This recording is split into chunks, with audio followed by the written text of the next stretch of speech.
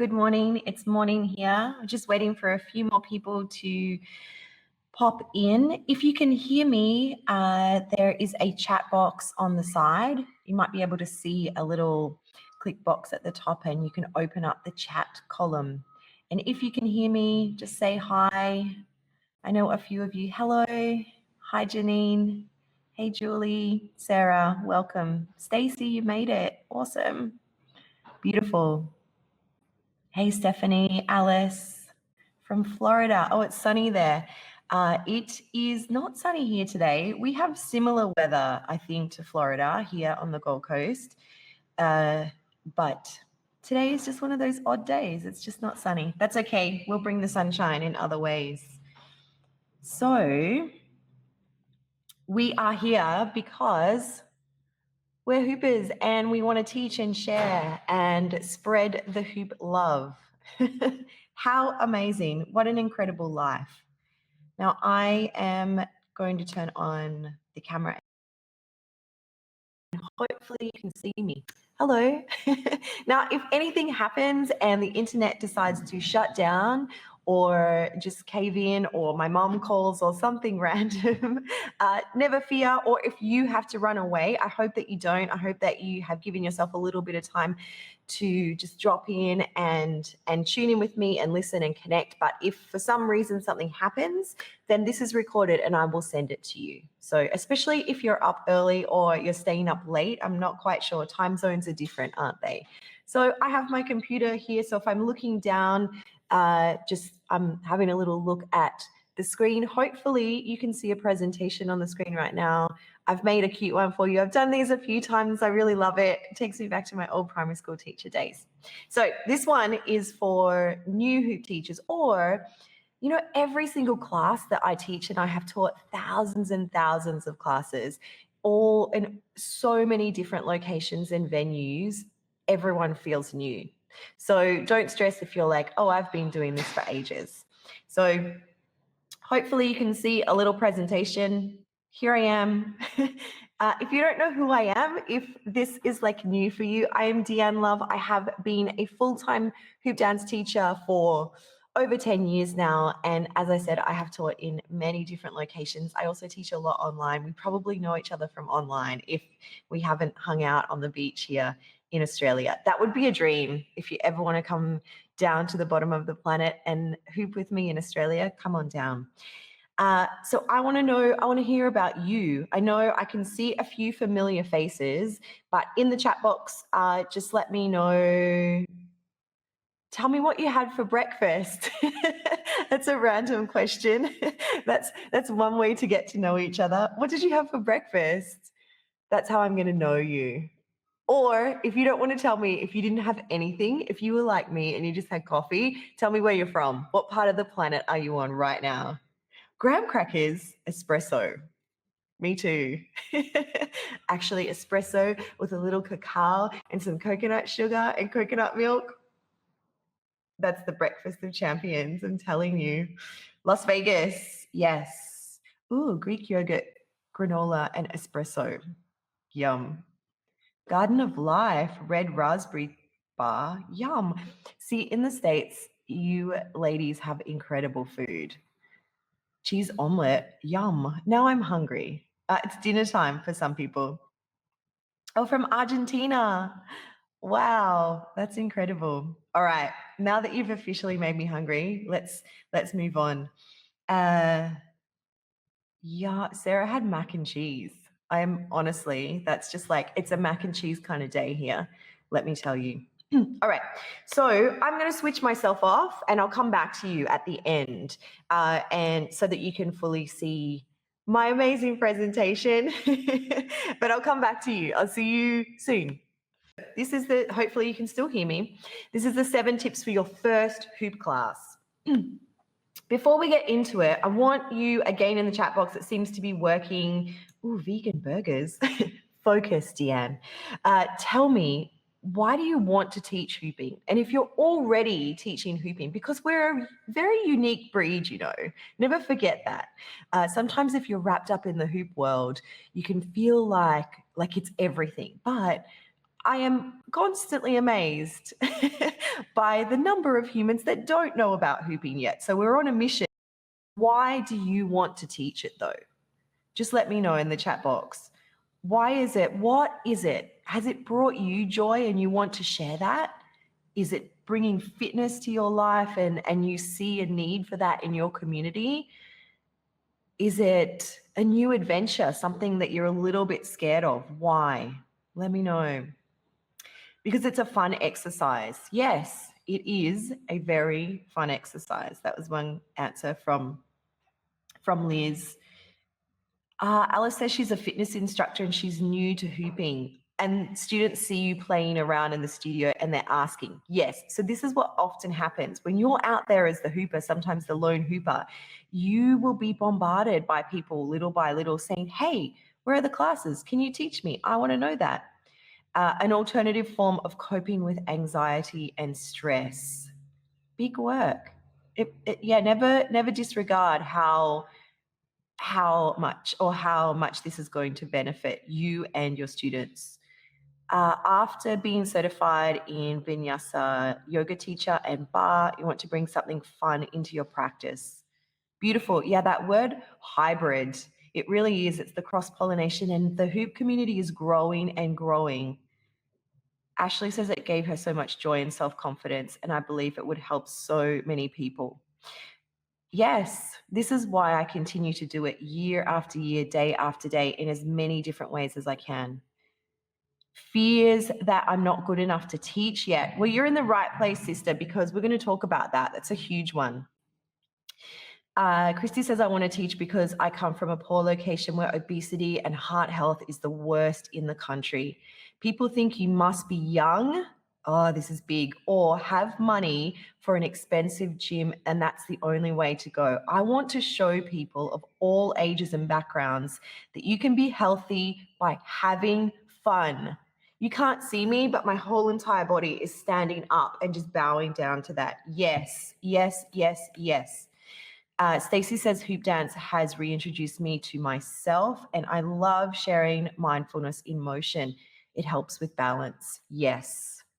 Just yes. Thank goodness for asking this question. And there's so many more incredible stories that are coming back. Julie, to share that it can be helpful for seniors and those who don't think they can hoop to relax and relieve stress and keep folks moving. We have an epidemic. It's in every country all across the planet where there is, yes, we touched on obesity, aging, not good enough, fears, struggles, anxiety, depression, all of these things. And we know as hoopers that this beautiful plastic circle has the ability to touch those things because it's touched that in our own lives and the people that you may have already shown hooping to. So confidence, yes, amazing. Thank you. Wow. How just powerful, so powerful. So hold on to all those thoughts. Here is what I want to really offer up to you though. If you're new to teaching or you've been out, you're not quite sure, you're feeling like I'm a hooper, but I want to, or I'm a fitness instructor and I want to move in to sharing hooping, but oh, I'm not good enough, or maybe I'm a little bit, oh, I'm not quite sure. My first biggest tip is you need to acknowledge those feelings. You need to know that, yes, you're going to be nervous, excited, overwhelmed, wondering if this was a crazy idea, maybe not quite sure where to start. So just again, in the chat box, what are your feelings? What feelings come up for you when you think about teaching your first class or teaching in a new area or putting yourself out there as a hoop teacher? What kind of things, what feelings are in your body right now? And as a hooper, you'll be quite familiar with feeling down into your body. What feelings, when you think about stepping into the role of hoop teacher, either you're teaching your first class or you're offering something new, what feelings come up? Oh, wow.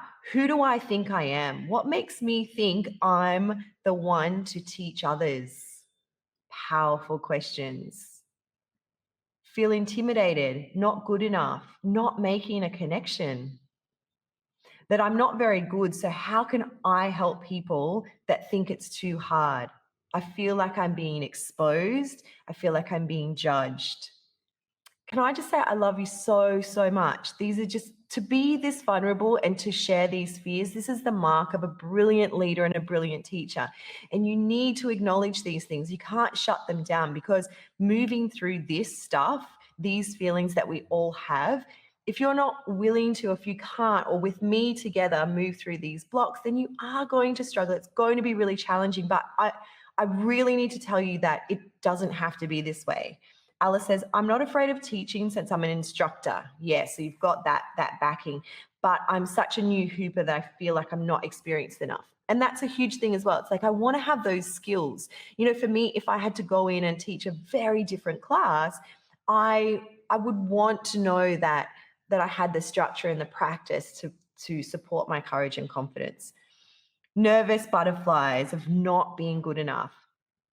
My fear is that many people show interest, but they're also intimidated and they think, I could never do that. I fear that way of thinking will cause people to not even give it a chance. And yes, I'm going to be really honest with you. In anything we do, we're humans. So we know that fear in our bodies, like, oh, have you ever turned up to a new dance class or a new fitness class or a new anything, a circle of other humans, and you felt really nervous? There is a barrier to entry. But the thing is that when you're out there, and you would have already experienced this if you are out there kind of hooping in the gym or the park, or you're doing a show, or you're in your backyard and when you are out there just shining, just doing what you love, people notice that. And yes, a part of your job as a teacher is to encourage them and open it up and create a safe space for them to move into. And we'll talk a little bit more about that.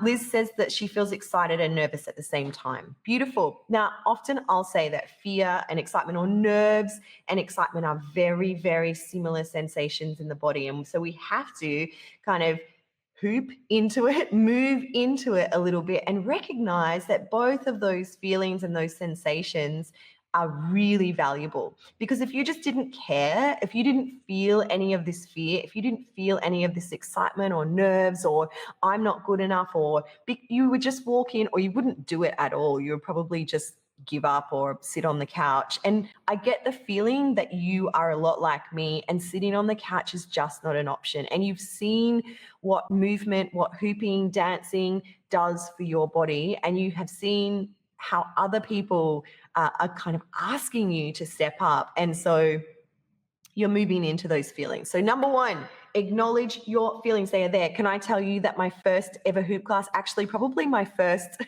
can I say 100 hoop classes, I was terrified. And I had been hooping for a little while, but I was one of those people who instantly started hooping. My skills weren't great, and we'll talk about your skill levels soon. My skills weren't amazing. I just wanted to share it so, so much. So I just jumped right in. But I had been a teacher for a long time, so I really understood what it took to stand up and share with others. But I was terrified, and I would, I used to spend so long preparing my classes, and I was on my own. I was living in Japan. Would prepare my classes so much. And after my classes, I would spend so much time self-reflecting / beating myself up, wanting to make the class better, thinking, oh, I should have done that differently, or I could have done, like, I literally could not speak to another human for about an hour or 2 hours after my class because I was so deep in reflection mode. And when I look back at that woman that I was then, I think she really, really cared. You know, all of those things, the nerves, the level of self-reflection, the wanting to do better.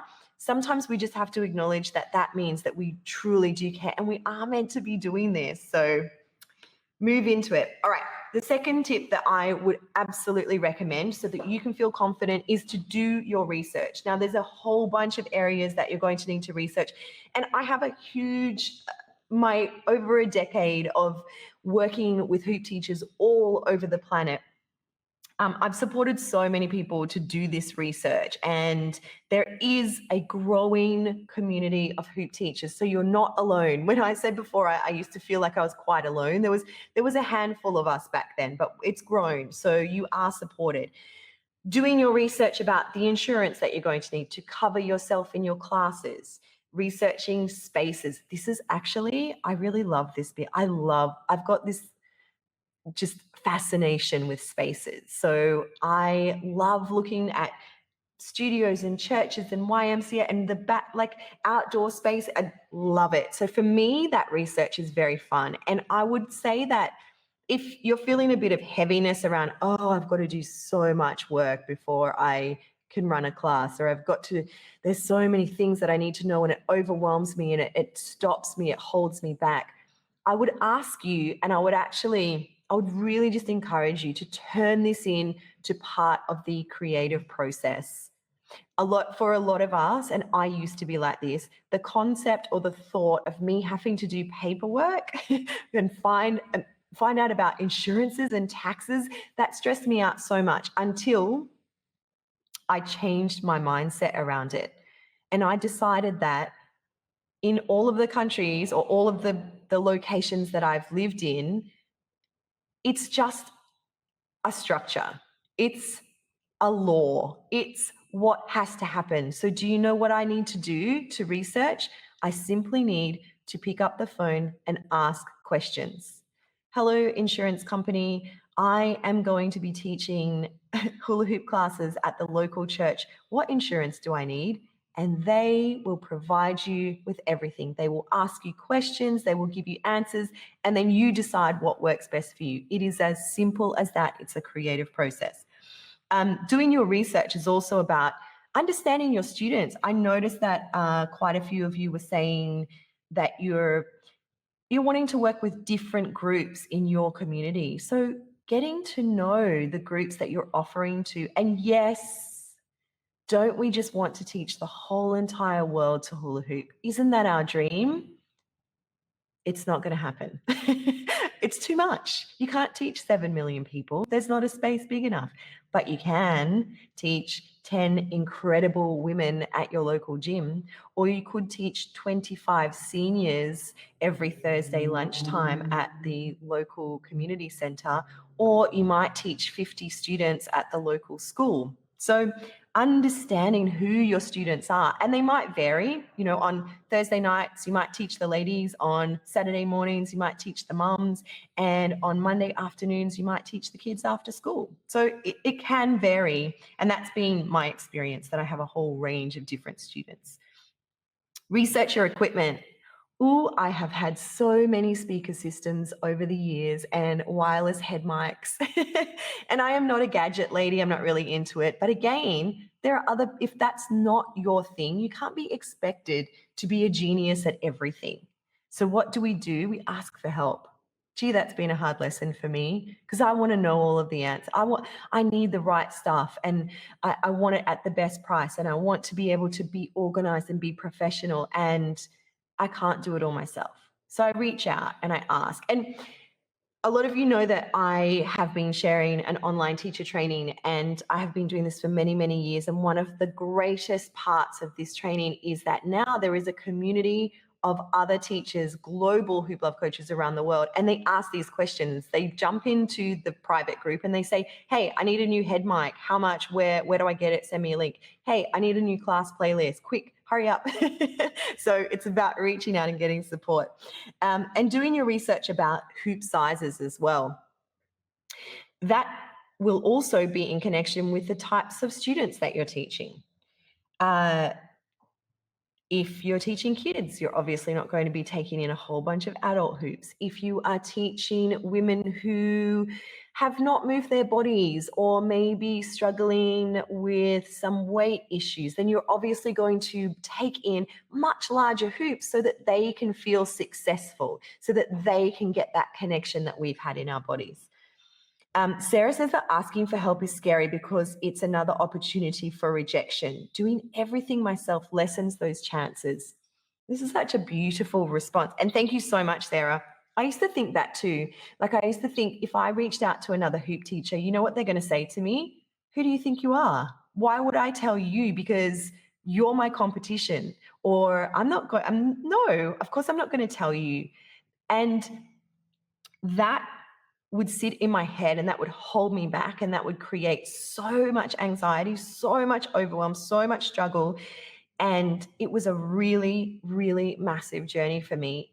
But what actually happened, because that's what I imagined would happen, what actually happened when I, little by little, not all in one big, I'm still learning, we're all still learning. That's why we're doing this. When I started to reach out and ask questions, just coming from a place of wanting to support myself and a compassion and curiosity and wonder, and ultimately wanting to provide my community with the best hoop classes that I could possibly do, what came back at me was so much support. Everyone. I can't remember a time when I have been rejected, apart from in my mind, by another hoop teacher. Now, sometimes, hey, don't get me wrong, some people are like running their own business and they're doing their own things, and they will say, look, I can't give you the name of my plastic supplier, but I'm happy to put you in touch with blah, blah, blah. And that's okay, because that's a boundary that they're creating for their business and their life, and that is totally fine. Everyone works in a little bit different way, and if someone does like blatantly kind of reject you and say, who do you think you are? Get out of my face. I'm not sure. I don't know how they would do it. Then for me, that's a decision. It's not about me. It's just about, they're like, okay, I don't want to work with this woman. And that's fine. I have come to recognize that not all of us work together.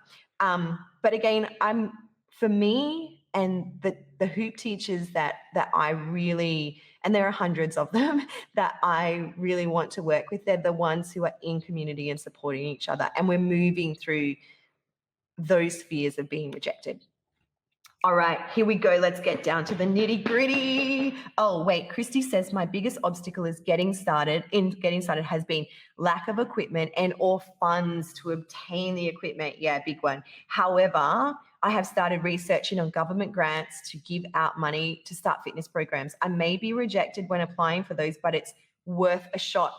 It is worth a shot. And what you have to understand is, like, maybe that rejection feels really intense and heavy for me. So the way that I shift that mindset is like, if someone says no, it's like, I don't know if any of you guys have ever been for auditions or job interviews even. If someone says no to me, I'm not going to take it on as rejection. What I'm going to take it on as is that opportunity wasn't right for me, but there is something even better for me. Because sometimes when, not even when someone says yes or does offer the opportunity, once you go into it, you will be like, whoa, this is really big.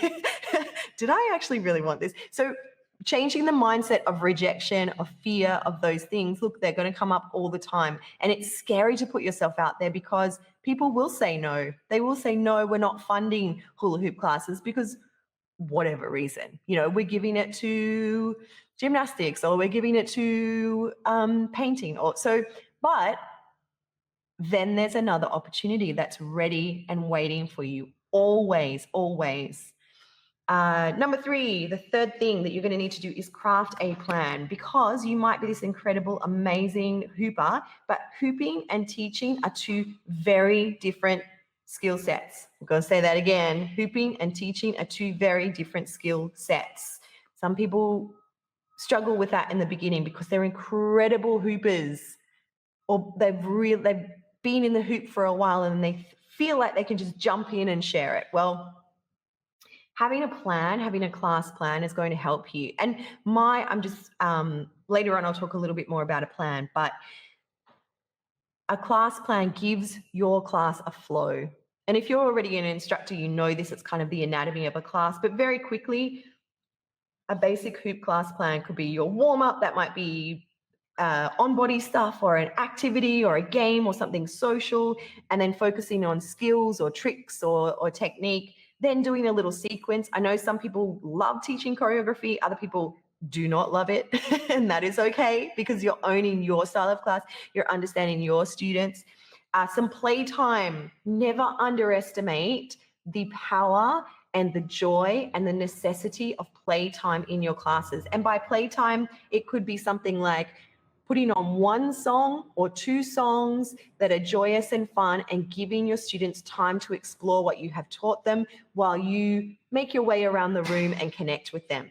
Not only is it going to help you as a teacher to connect, it's going to kind of soften any nerves, it's going to give you that connection human to human, but it's going to give your students the vital space to explore on their own without being in their total listening and learning brain. It's a really huge thing. And then cool down. Really valuable. As a hooper, if you're a hooper, how often do you give yourself a cool down and stretch time? I hear from so many hoopers that they don't at all. And that's okay, but you are facilitating movement. So you're thinking about this in a different way. A safe environment has a plan. Liz says, I facilitate adult learning already, but exercise classes are different. What songs do you use and how do you decide on the music? Oh my goodness, Liz. I live my life creating playlists, and I share them very freely. I have quite a lot of them, a lot, millions of hours of music. How do I decide, or what songs do I use? Well, I'm going to talk about that a little bit in the next one, but what I do is I use my playlist to create my class. So a warm-up, what does warm-up music kind of feel like for you? How do we go from everyone coming in from their life to your class and you want to warm them up? It feels like going from 0 to say like a 5 or a 6 or a 10. So we're getting joyous music, bringing in the beats, making, kind of picking it up a little. The skills, like when you're teaching tricks, you might have the music down a little bit lower so that you can really communicate with your voice. Sequences, you might pick a song that you want to do the choreography to. Playtime, fun, joy, turn up those tunes. And cool down, gentle, soft, bringing down the energy. And I can share playlists with you. Sarah says, wait, a glass of wine isn't a cool down?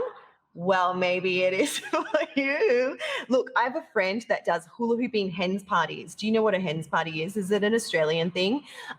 It's when just before you get married, you have a big, beautiful, amazing party. And she always has champagne and hula hoops. So yes, if it's safe and fun and you're allowed to. Many classes I've taken don't include warm-ups and cool-downs, and that's when injury hits, Stacey says. Now, apart from allowing the body to have its time to go from 0 to 10, as I was saying, also it brings a cool-down, a warm-up, and a cool-down brings the energy together. You want to bring your students together. So it's like a good book. It has an amazing beginning and a beautiful end.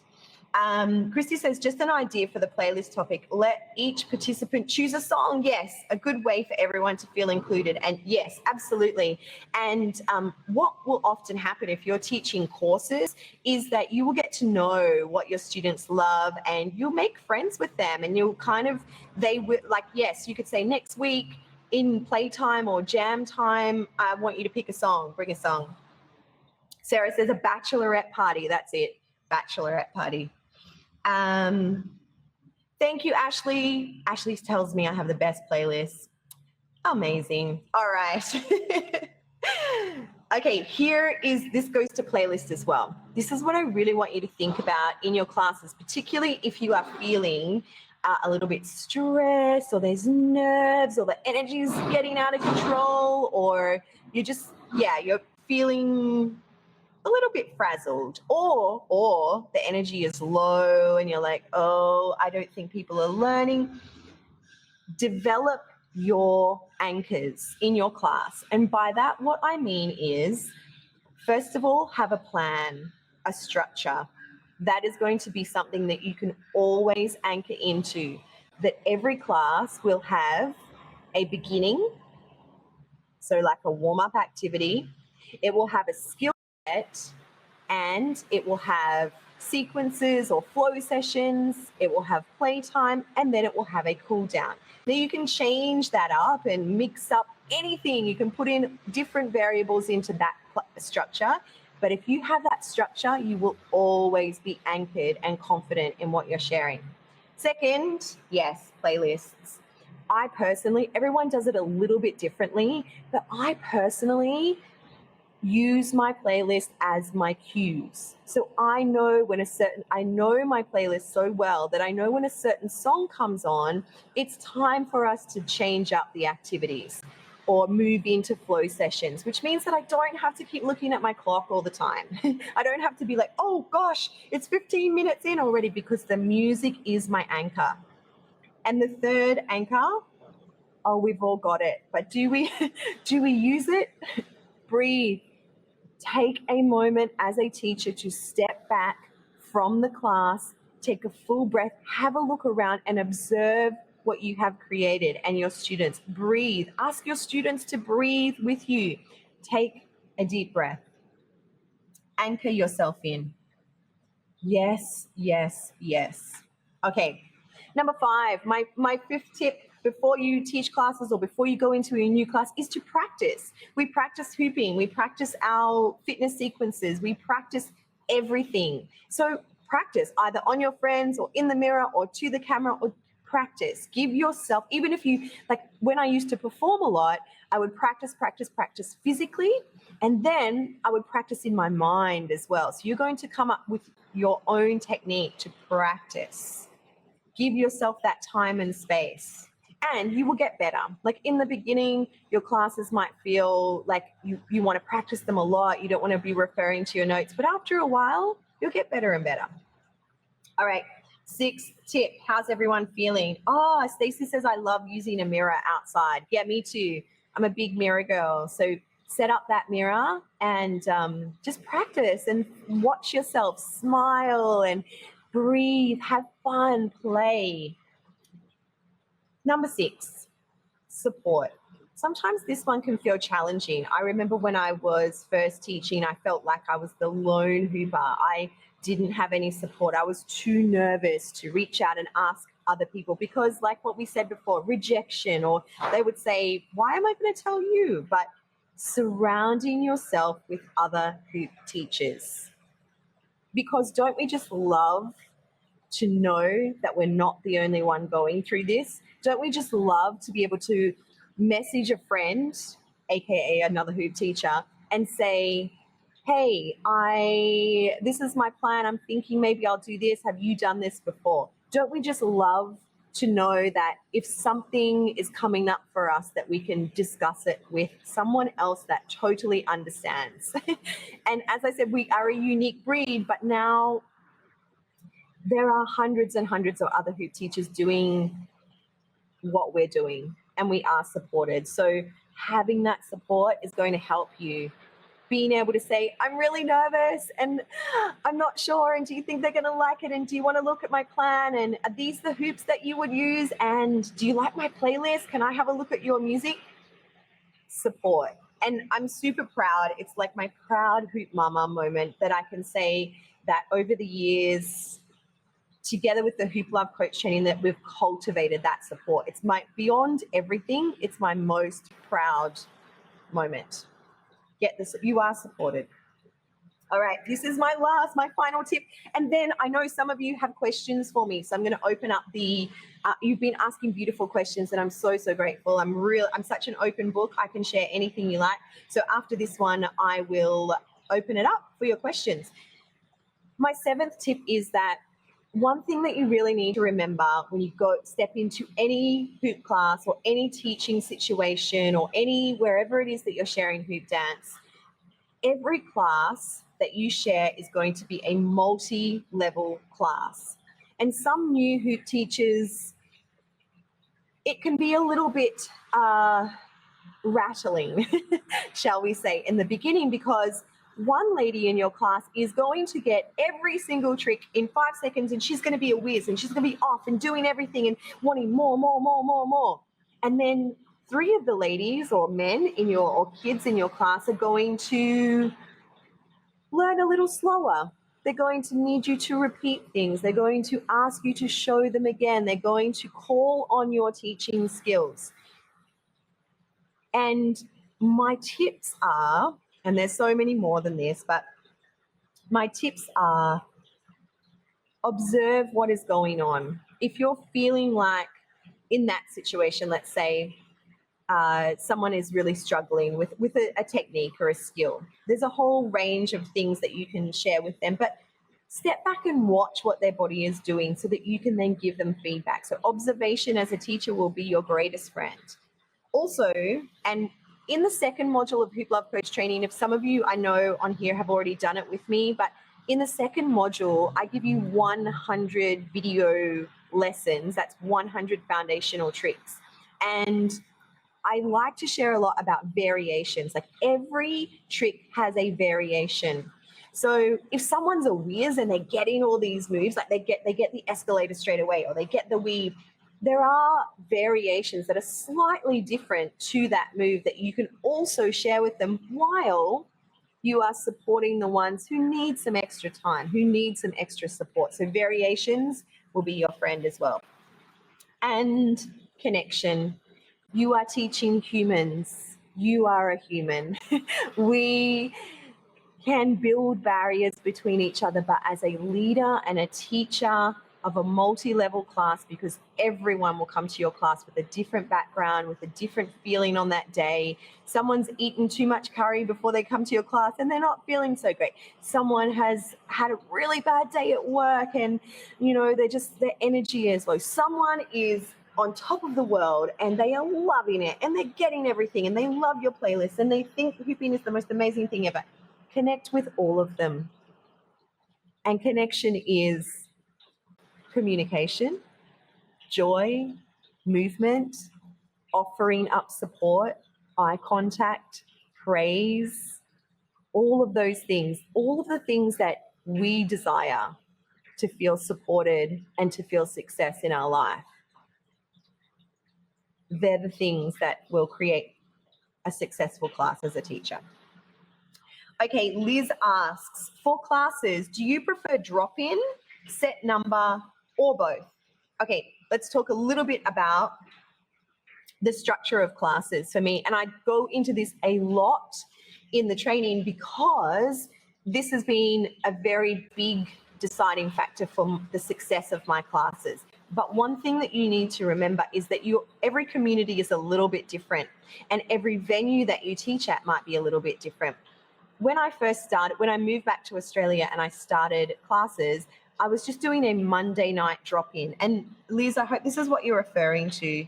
I was doing a Monday night drop-in. Now, what happens with drop-ins is it's very casual.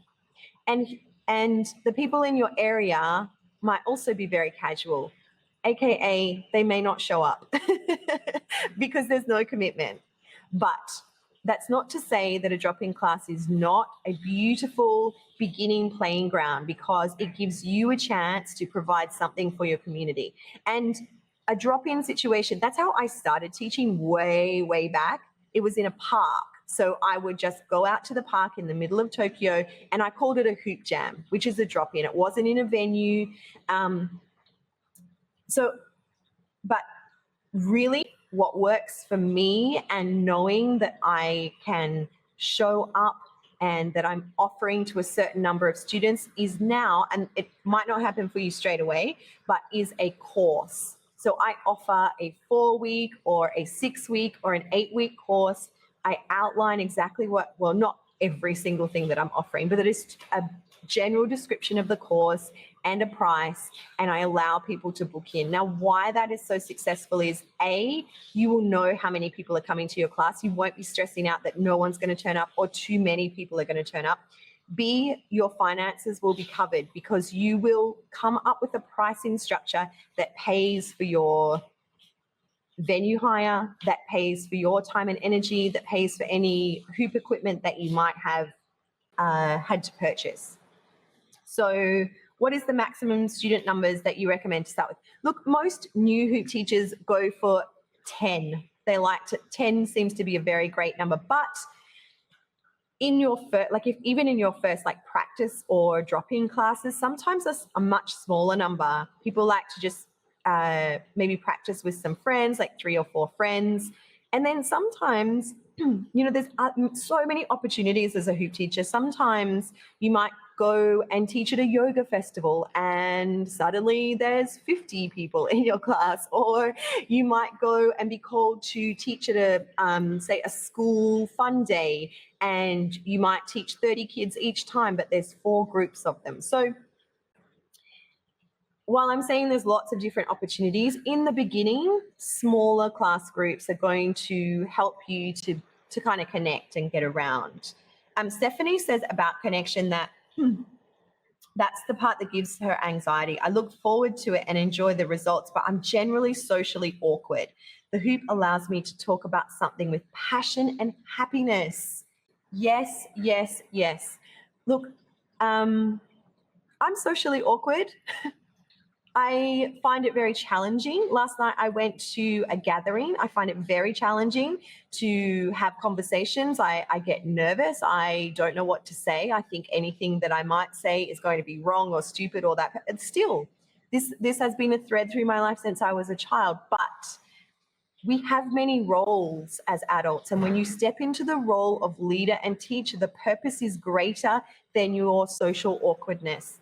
The purpose is, I want to share the happiness and joy that I have received from this hoop and this movement practice with others. And so, yes, you're going to feel nervous. Yes, you're going to feel awkward, but it is something that is greater than you.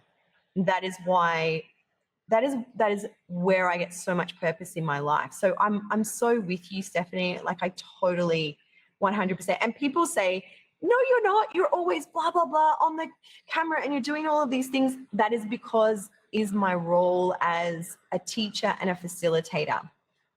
And we have to recognize that we have many facets to our beautiful, beautiful lives. And I love that you recognize it. I love that you step into it and you say, this is where my edge is, but I want to move beyond that. Did I ever have no one show up? Yes, all the time for my drop-ins. Actually, I wrote a blog on hooplovecoaching.com about, I think I've written a few about what to do and when no one shows up. The blog, I won't go into it now. I might send you a link, but I was requested to teach at this most fancy, amazing place in Tokyo. I thought all of my dreams had come true. It was this incredible, like in this luxurious shopping mall, and people, I imagined so many people would turn up, but it was a drop-in class. No one turned up, ladies, like week after week after week. What was I doing wrong? What was wrong with me? All of these things came up. I want you to read the blog so that I don't, because I could talk about this for a really long time. Yeah, it happens. It happens. And that's another reason to have that support around you. Because if things don't quite go the way that you first imagined, maybe there's just a few little tweaks that you need to make to the way that you're communicating your classes, or even sometimes the venue is not right. And we've all been through those struggles. Yeah, my classes are not sellout all of the time, but I've learned so much along the way that I know kind of what to expect and what hurdles to overcome. What is a reasonable rate to pay for class space? Stacey says, I'm having a tough time finding a space I can afford for the cold months. Yeah, look, it's so funny. I'm sure like in the area where you live, definitely for me in like most of the major cities in Australia, real estate prices and venue prices are really challenging. And what it makes you consider is how much you're going to have to charge. And obviously, if you know your community well, then you might think, I can't charge that. That it goes back to shifting that mindset. Like, I think the hunt for the perfect space that is affordable and really like having that happen for me, it can be a struggle, but I think the hunt is the creative process and you will find it. You start to get like, so like I have taught in some of the most unorthodox places, I guess, because of that, because a lot of spaces, actually, we have in Australia is a really good a really good like online thing. What am I trying to say? Like not an agency, but it's called Creative Spaces. And basically what's happening, because there's so many spaces that are either overpriced or being underused, now there's more than just your standard space. So get creative, ask people, put the feelers out more and more. Say, I am looking for a space that I can afford because I need to teach these hoop classes, and it's there. Stacey said no one showed up to my Saturday classes last year, so I hooped my booty off. Yeah. Okay, Liz says, do you go over business details in your Hoop Love training? Yes, I'm a business bunny all the time. We talk about this all the time and beyond. What I really should say is I always say that after the training, that's when it really kicks in. Like I know Stacey, who is on this call, we have been working together for years and years. It doesn't end. It's not like at the end, goodbye, off you go.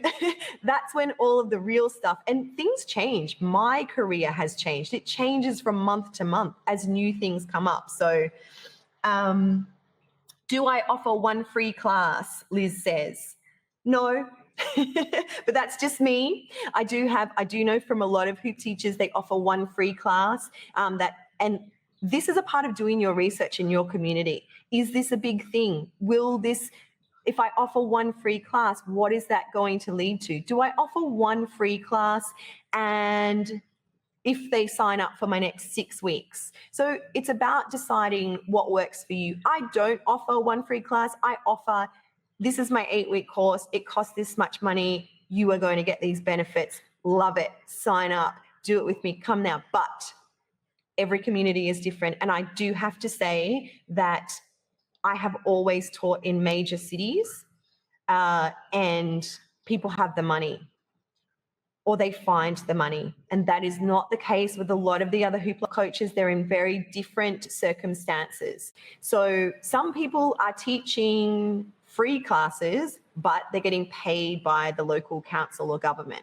Some people do offer a taster course. And I spoke to a Hoop Love coach last week because I do coaching calls as part of the training, and it just blows my mind. Everyone is so different. So she's working for a circus school in her local community that just randomly saw her hooping and said, hey, do you want to come and teach for us? And then she jumped on and did the training with me, and now she's teaching classes. And what they do is a taster class. So it's a free class for the community. They all come along, anyone comes along. She had 20 people turn up to her class. And then from there, they offer the sign up. Like if you loved it, which most of them will, some of them won't, it depends. Not everyone loves hooping. I know that's hard to believe. So then from there they sign up. So it is definitely a fun little strategy to use. Okay. I want to go back to, and we're doing well. We're doing great. If you're still on here with me, I'm just like, I'm doing a little dance party at my desk. And if you've gone away, then I'll send this recording to you. One of the biggest mistakes, and this came from maybe some of you have watched my last video series that I did. One of the biggest mistakes that new hoop teachers and all hoop teachers, we go through these ups and downs, make is believing that we're not ready. I don't know how to knee hoop, so I can't teach hooping. I hear this a lot. I can't get the hoop from my waist to my chest, so I can't teach hooping. What else? I don't know. I don't have any hula hoops, so I can't teach hooping. Well, that that is a little barrier to entry, but you can get them. Do you know what? I borrowed all the time when I first came back I didn't have hula hoops. I had moved countries after a natural disaster. I didn't have money to buy hula hoops. I borrowed hula hoops because the purpose was greater than my limiting circumstances. I had to teach hooping for my own sake, for my community's sake. And if I had have held back then because of I don't have hula hoops, I'm not good enough, I'm not ready, I don't know what I'm going to do, then I wouldn't be here chatting to you today. I would be doing something that I don't love. So you can move beyond those circumstances. Thank you, Liz, for listening. Stacey's saying, oh my God, you're pulling this out of my mind right now. I am. It would be the coolest thing ever if a student figured out a move you didn't know. Then the student could teach the teacher. Oh, this happens all the time. Encourage growth even beyond your own. This is one of the greatest joys as a teacher. And I can say a lot of teachers say to me, what if my students are better than me? What if my students ask me to do something that I don't know? Well, just bow down to that, because A, you're not going to know everything. B, there are going to be things that your students will see online or somewhere or whatever, and they're going to ask you to do it. Just because you do not know that skill, that particular skill with a plastic circle, does not make you a bad teacher. It does not make you unready. It does not make you unfit to teach. You have other skills. If someone comes to me and says, hey, how do you do the upside down elbow back pass? I'm like, I don't know. What does it look like? Go into connection with that human. I don't have to know everything to be an inspiring leader. I don't have to know I can't. Have you seen the hoop community? They're coming up with 1,000 tricks a day. What's going on? No way. Yes, Christy, it is the coolest thing ever, because what happens is you get to be on their level and you get to go into this deeper connection of movement facilitation. You don't have to know everything. You can't know everything. If you think that you're going to know everything, you're putting yourself into a world of pain. No, I'm not good enough. I'm not as good as. Oh, can we just thank social media for that one? I'm not as good as her. Yeah. No. It's not about being as good as. You're never going to be like her, and she's never going to be like you. And no two teachers are like, I get to sit in this beautiful spot where I get to see how different you all are. Hundreds, thousands of hoop teachers, and then tens of thousands of hoopers, and every single one of you are different. And if you don't step up and own who you are, again, world of pain. I don't have enough tricks. Oh, we've talked about that. Oh, we'll never have enough tricks. Guess what? There's so much more to hooping than tricks. You will learn them. And as a teacher, you're motivated, you're driven even more. My personal practice went through the roof when I stepped up and decided that I was going to be a teacher, because you're called on. You're called on to be a guide, and you're not going to know them all, but you will get there. You are enough and you are supported. If it's not just from me, it's from all of the other hoop teachers or hoop love coaches. You are supported. Surround yourself. Okay, bye, Stephanie. She has to jump off. Thank you so much. I'll send it through to you. I'm looking forward to working with you. Can't wait. It's going to be exciting. It's coming up so quickly. Wow. Janine says, when I look around locally, and by the way, thank you so much. I'm loving these conversations. And I think any of your questions that are coming through are helping another hoop teacher or another hooper. Thanks, Liz. Thank you so much. When I look around locally, it looks like the hooping community expanded about 3 to 4 years ago and shrank to almost nothing 2 years ago. Did too many find it too difficult and really catch on? No. It's expansion and contraction. I've watched it for a decade. It goes up and down in all different communities. In the place that I live right now, one would say there's no hoop community. Now, that's not because there's no hoopers. It's because there's no leaders standing up to offer consistent classes. That doesn't mean people are not hooping. So it expands and contracts just like life. And as new people come in or move away, as things get transient, you'll see changes, ebbs and flows. So it's really beautiful that you've noticed that. It's incredible. I love sitting back and watching it all.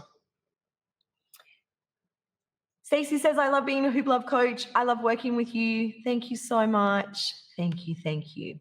All right. I wanted to say, and for anyone who's still watching, what I'm going to do is send you through one of my class plans, because some of you have questions about what I still don't quite get the class plan thing. So I'll send a format through for you just so you can kind of have a little look. All right, who wants to quickly talk about Hoop Love Coaching? I am going to let you know, for those people who are here just to hear a little bit about it, very quickly, the questions that I get asked. Yes, it's an online training. It starts September. Yes, you can stream or download. You don't have to download it all. There's a lot. You can come back to it time and time and time again, even beyond the 12 weeks. Yes, there is a certificate of completion. Yes, you can learn at your own pace, but I guide you each week. There's also a private group that guides you. And then after the 12 weeks, you go into the big global Hoop Love coach group. You can learn from an expert. Woo, that's me. But it's not just me anymore. It is, as I was talking about, the hundreds of other Hoop Dance teachers. And there is community support. You don't have to feel that you're going to be rejected. I've never seen it happen. Oh, new people are jumping on. Hello, hello. Okay, quickly, very quickly, prices. These are Australian dollars too, and I think that 397 Australian dollars right now is approximately 285 US. Bargain, amazing, but there are payments. There's monthly payments if you would like to. Now, as I said, it is a 12-week course, but that's just the beginning, and you can go back anytime you like. It's lifetime, open. So if you, before I spoke about the coaching, I love doing this. I get on a Skype call with you and we just go at it. We talk, we chat. I get to see you. You can tell me all the things all the ups and downs. I answer all of your questions. And if you're coming with me on the September Hoop Love Coach training, you get that coaching session in addition to the whole training for free. Sarah says, when is the next one after this one? I heard April. Is that true? Yes, that is true. So September, we go for 12 weeks, which will lead us up to the end of the year so you can launch into 2019. I can't even believe I'm saying those numbers. 2019. It's our year. Come on, sisters, we can do it. Changing the world, changing our own lives. So if you're doing the September one with me, launching out into the world as a Hoop Love Coach in 2019, but if that is not right for you, actually, I should just say some people are emailing me saying, look, September's just not right for me, but November is. Come with me in September. And what will happen is there's only a handful of you. I will negotiate. So what I'll do is I'll make sure that you're in and you're ready. But when you come back to me, some people are going on holidays. Is it like vacation time in some parts of the world? They are saying, look, I can't start September 10, but I would like to do November. Jump in for this one if you feel that April's too far away, and then we'll negotiate that starting time. I'm always here. It's not like I go anywhere. I'm here with you. I don't kick you out. Other questions. Is there a test that you have to pass? No, there is not a test because I'm with you every step of the way. So there is observation and an assessment, and you at the end, what happens is after you go through all the training, you have a chance to send me videos. Some people send me videos, your class plans, and then maybe your bio or something that you're planning, and then I give you feedback on that. So you don't have to pass a test, because what happened, we used to have a pretty heavy assessment phase, and what happened was people would drop out because I'm not good enough. That ugly monster. And so I was like, no, wait. I am supporting you to step up and be the best hoop teacher that you can. If a test is going to stop you from doing that, then I'm going to restructure it. How much time do we need to spend each week? Hoop Love coaches spend between 4 and 12 hours a week. But as I said, there's a little catch-up phase after week 8 to week 12. If something happens or you change, life. Hello, life. 1 week you're ill, or someone else in your family is, or you have to teach too much, you can always come back. Nazareth, hola, hello. Any credits for fitness certifications by any chance? What accreditation or what company are you with? So for anyone who's wondering what fitness certification credits are, what happens is when you go off and you do, there's so many different places all around the world. When you go off and you do a major fitness certification with a governing body in your country, they will require you, if you want to stay accredited with them, they will require you to get, in Australia, it's called CECs. And then what happens is you go off and you continue to do education. And some of those courses will give you CECs, and you keep topping up and you keep paying that governing body. Now, if Hoop Love Coaching wanted to be affiliated with every single governing fitness body on the planet, I couldn't charge you just $397. It would be like a $5,000 course because I would have to pay every single one of those governing bodies. So if you are affiliated and you are paying a fitness governing body in your country and you feel like you need those extra credit points, get into communication with me in your email, and then I will decide if I'm going to connect with that particular governing body. Does that make sense? Some people don't know what, like why they need certificate, what do you call it? Credit points. And some people don't, they're not into it. In September, it would be the last hoop dance flow classes. Is that right? Yes. If I enroll now, can I take the classes later? Oh, this is such a good question. I think some people think like I just cut it off. Yeah, so what happens with any of my courses online, any of my courses, not just Hoop Love Coaching, but my monthly flow classes or the 21-day shoulder hooping, once you enroll, it is open to you forever. You don't, like after 21 days, it doesn't stop. After 12 weeks, it doesn't stop. You have this on a dashboard. And I know some of you know this because you've learned with me before. Yes, there is like forever. So you can go back a year later because do you know what? So I used to go all over the world and I would go to hoop retreats and I love them. Oh my gosh, if you've been to one, just life-changing, mind-blowing. There is and I will say there is nothing better than real life. I'm going to say it again. There is nothing better than real life. I do my best to shine and come across to you as a real life human online, but there is nothing better than real life. But here we are in this global, amazing society. And I would go off to these retreats and I would learn all this stuff and I would get home and I wouldn't remember one single thing.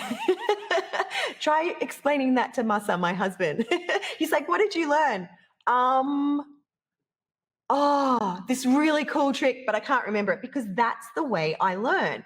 So this is why when I wanted to develop online classes, I was like, people must have access over and over again.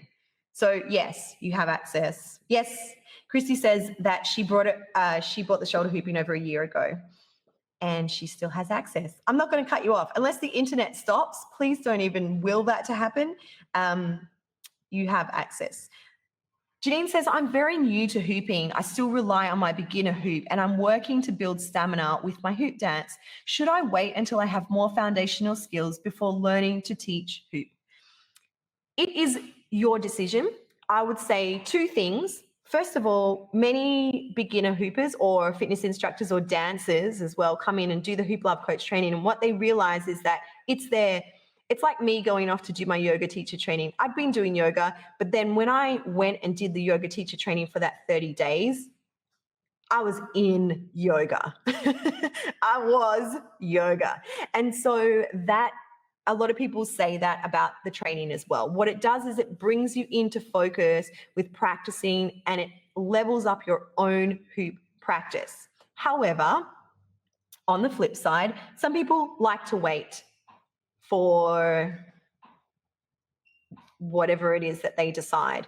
So if you're like me, I need a focus because I can just drift through daydreaming through life and I tell myself I'm going to learn that, I'm going to practice that, I'm going to do that, but I don't unless I have a focus in a structure. So if you're like me and having a training where you are given, so as I said, module 2, there's 100 hoop tricks that you can come back to time and time again, but I guide you through, not only will it help your personal practice, but how to teach them because it's a teacher training. It's very different. It's great to understand how you learn them, but how you're going to teach them. So to answer that question, should you wait? You're going to feel into that. Give yourself some time. You've got a couple of days to decide if you want to wait and you just want to give yourself some time to practice on your own, or if you want to lock in and focus. I would say to anyone we're talking about, should I wait? Am I good enough? What about a certificate? Do I need this? Is there assessment? All of those questions I love. And if you are going to join me for Hoop Love Coach training at any point in time, or if you're just curious, these are the reasons. I want these, just have a little look at this list. because you want to learn, because you are a lifelong learner, because you need support. You don't want that rejection. You want to know that people around you are going to say yes and guide you and support you. You want that connection for yourself and for others, because for some of you, maybe like me, it's been my career for 10 years, day in, day out. It's been the greatest choice of my life. Oh my gosh. Thank you, whoever rolled a hula hoop into my life 11 years ago. It might not be your career. It might be this beautiful side adventure. And I see that from a lot of people. It might grow into your career at some point. Do it because purpose, greater purpose. It's greater than our social anxiety. It's greater than the rejection that we fear. It's greater than hoop tricks. It is life purpose. I cannot stress that enough. Can you tell how excited I am? Calm breath. All right. To be of service. What else is there in life that brings us such gifts than to be of service for your own growth, for your community's growth, for fun, and because it is a passionate life force that drives through you when you dance and play and then you gift that to others. Can I just get a yay to that? All right. Are there any other questions before we wrap it up? Thank you so much for hanging out with me. How cool is this? From all over the planet. If you have any questions that you want to pop into the chat box, we can do that now. If you don't, then what I'm going to do is I'll send you through some of the other goodies, and I invite you to join me for the training if it works for you, to ask me questions, to reach out and get support, to continue on your hoop experience and share that with others, knowing that there are all these things that come up, but you are supported, you are good enough, and I'm here for you if you need. When is the last day to register for the training? The last day to register for Hoop Love Coach Training in September 2018. You know, some people, I think it's just human nature, they love to slide in at the last minute. I am one of those people. So I totally understand. I am here. Look, I would say the 10th or the 11th. So what happens is I've already got a few people who have jumped in for the training, and they're doing a preparation pack. So what they're doing, I give you like this pack where I want you to kind of, there's some journaling exercises, there's some space. It's just getting you ready for the training. So the sooner you do that, the sooner you can jump into that pack. But if you are like me and you need some extra time, I'm always, I'm juggling a lot of different things, and I like to give myself some time. And sometimes I don't know until the last minute. I'm here for you, sister. I hear you. You and me, we're like twins. Even, I have a few people who do dive in at the last minute in that week one. Week one is it's a lot about understanding who you are as a teacher and where you want to go and supporting that and kind of diving into that. So you do have time. So my answer is, best case scenario, the 10th of September, but that week is awesome. Thank you, Christy. Must go. You learned so much. Thank you. Thank you. Thank you. Thank you. Honestly, it's been an absolute joy. Thank you, Ashley. Thank you. Janine loves learning from my videos. Well, I love sharing them, and I hope that they inspire you.